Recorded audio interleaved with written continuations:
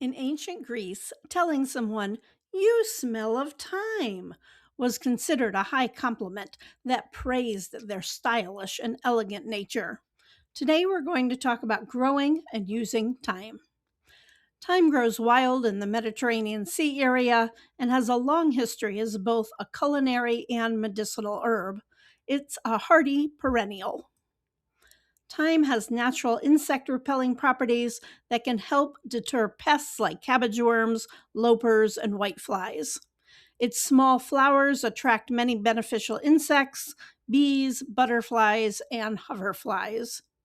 It is a good companion for eggplant, brassicas, and strawberries. It grows naturally in dry, sandy, or rocky soils, so your soil should have very good drainage and a neutral to alkaline pH. Thyme prefers full sun.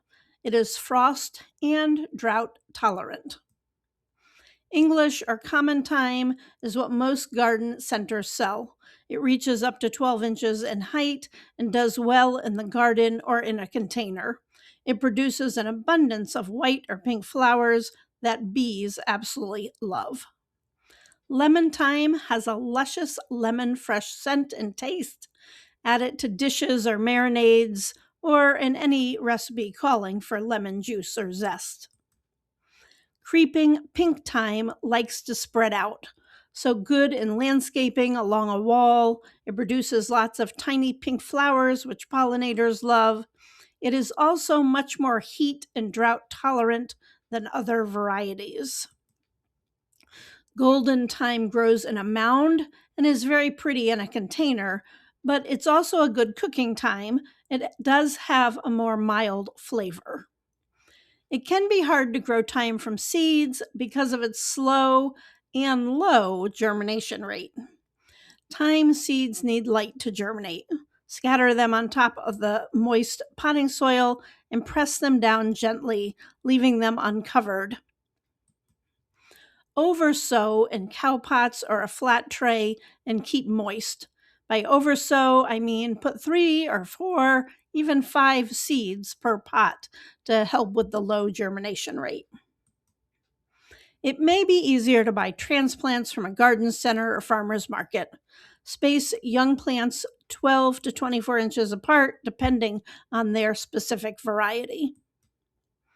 If you are growing thyme in containers, you can plant it with rosemary, which also likes sunny conditions and has similar soil and watering needs. Using thyme in cooking may help support respiratory health as well. Researchers have found that thyme contains high levels of phenolic compounds that may help reduce inflammation and support immune health. And it just smells fabulous. Thyme is warming and drying, so it's helpful when you have symptoms of a cold, especially a cough. Traditionally, thyme has been put in teas and soups when people are sick because its oils may help loosen that mucus and soothe the irritation. It's also been shown to provide antioxidants that help protect our cells from oxidative stress, which is linked to aging and chronic disease. Thyme is generally deer and rabbit resistant. Harvest thyme just before the plant flowers by cutting off the top 3 to 5 inches of growth. Leave the tough, woody parts. It's best to harvest thyme in the morning after the dew has dried.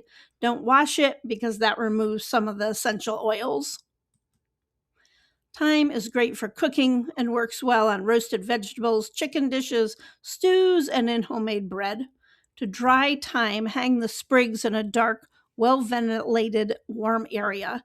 You can also just dry the leaves by stripping them off the stem and putting them on a tray. Once dried, store them in an airtight container. Crush just before using.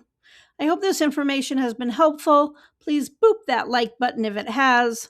I'm trying to get a growing video and an article on all the herbs, so let me know if I've missed your favorite. Thanks for watching and have a fabulous sunny day.